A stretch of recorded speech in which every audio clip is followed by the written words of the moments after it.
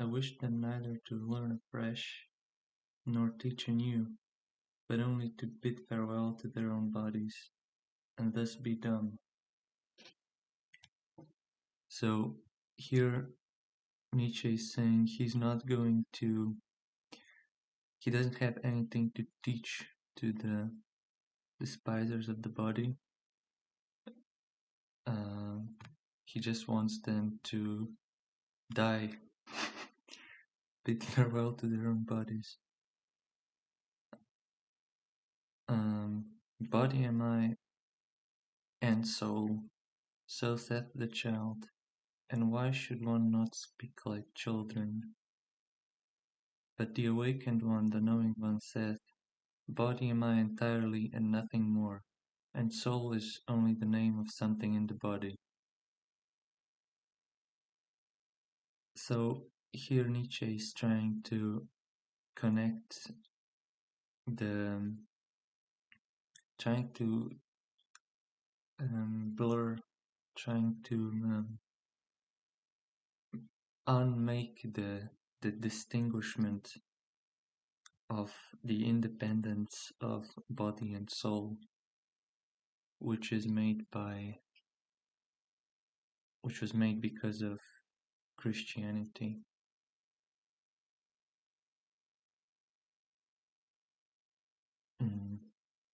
The body is a big sagacity, a plurality with one sense, a war and a peace, a flock and a shepherd. So this here he's saying that the body has inside it the commanding and the obeying units. A flock and a shepherd. It has internal conflict. The body has internal conflict, and it's a plurality with which still moves in some ways, tries to work as a unity, a plurality with one sense. An instrument of thy body is also thy little sagacity, my brother, which thou callest spirit, a little instrument and plaything of thy big sagacity.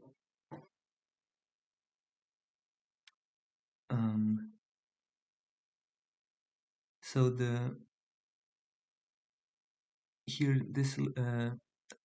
spirit is like conscience or awareness. Ego sayest thou, and art proud of that word, but the greater thing, in which thou art unwilling to believe, is thy body with its big sagacity. It saith not ego, but doeth it. So here is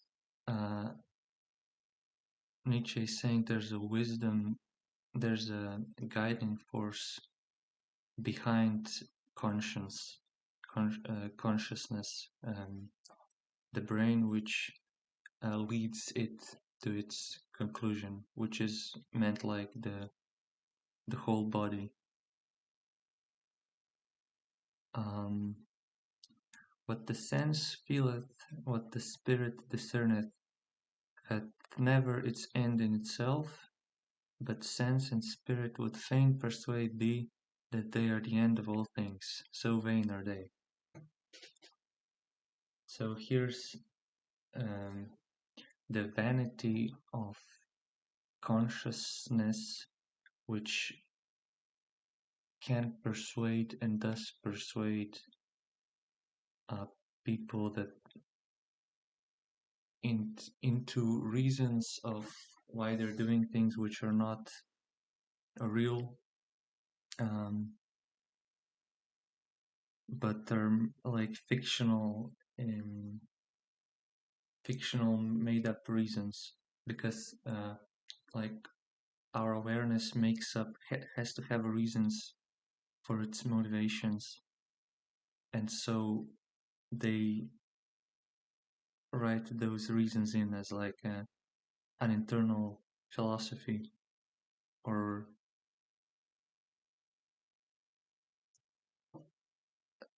like for example, like nihilism. Like some people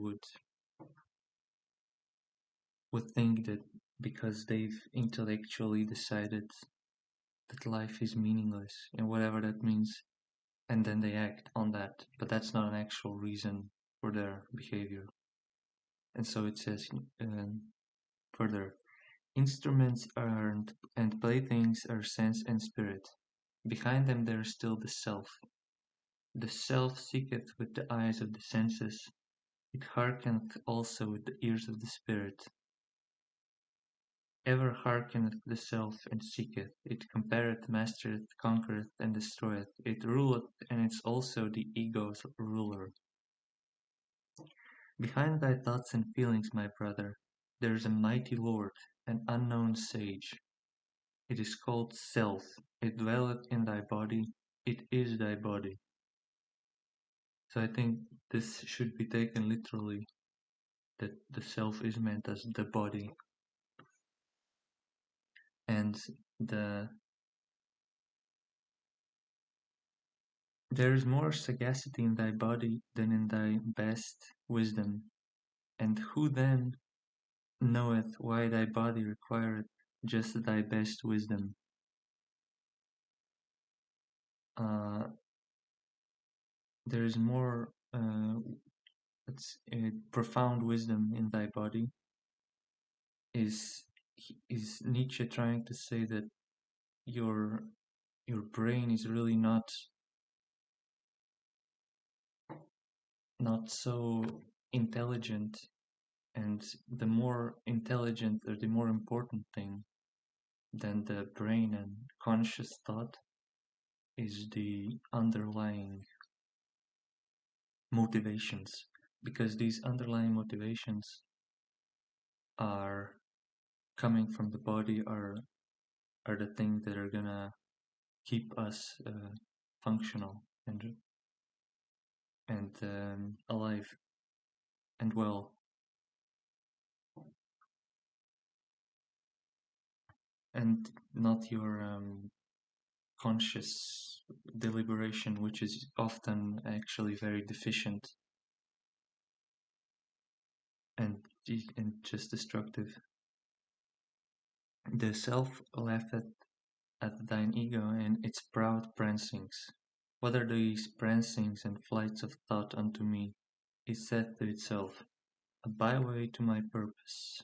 I am the leading string of the ego and the prompter of its notions. So that's the proud prancings of ego are like our justifications for why we are doing things, and maybe our idealizations of ourselves are like we are like selfless and moral and wonderful, and we're working under the great purpose for a great purpose or something, and the self has its intents and doesn't really care about the justification of the conscious mind. The body is here said to be the leading string of the ego and the prompter of its notions. So it's going to make it's going to prompt us to the notions that it wants, and not just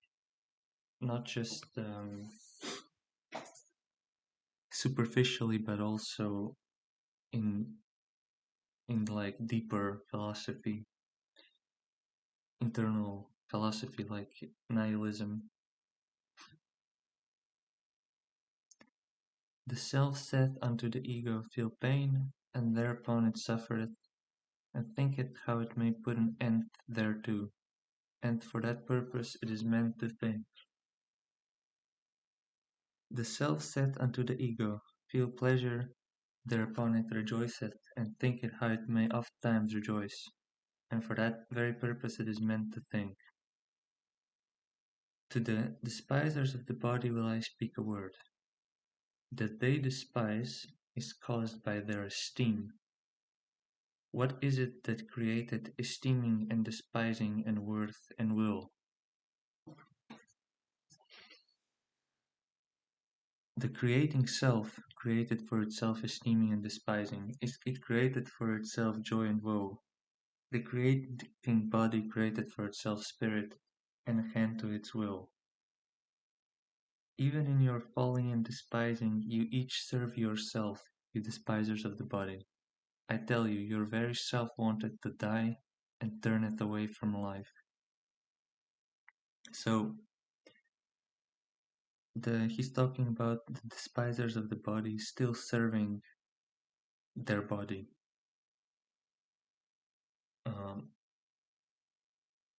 Now, the despisers of the body are like those that neglect their physical form and the food they eat and all of this because they believe that the soul is standing independent and they despise the mortal coil. So the despisers of the body are all of the Christians are despisers of the body in here.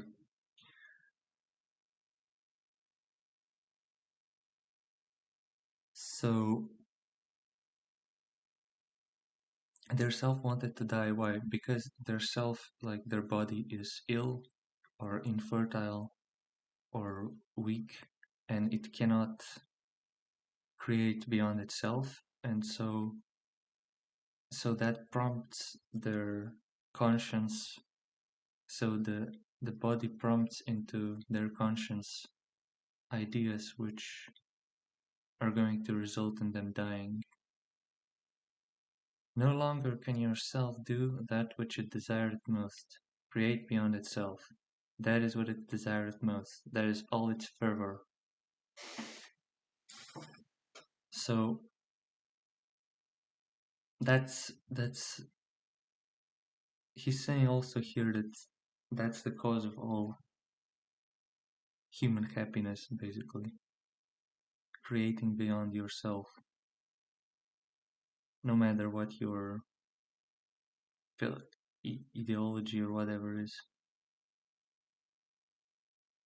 That's meant as, of course, as children and also as works.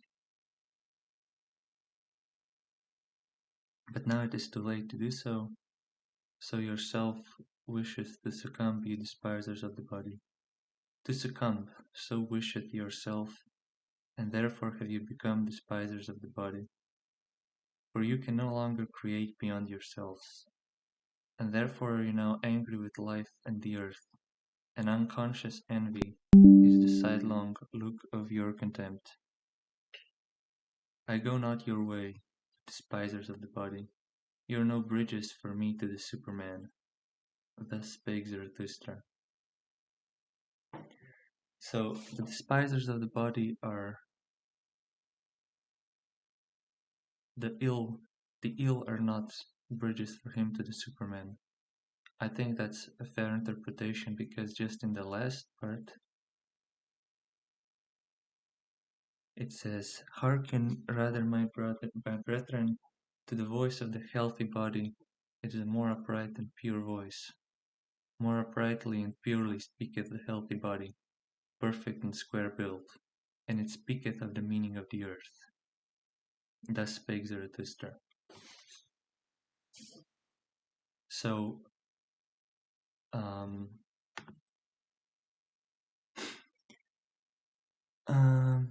okay, so the lessons from the despisers of the body. The main lesson is our psychological state is a consequence of our physical state.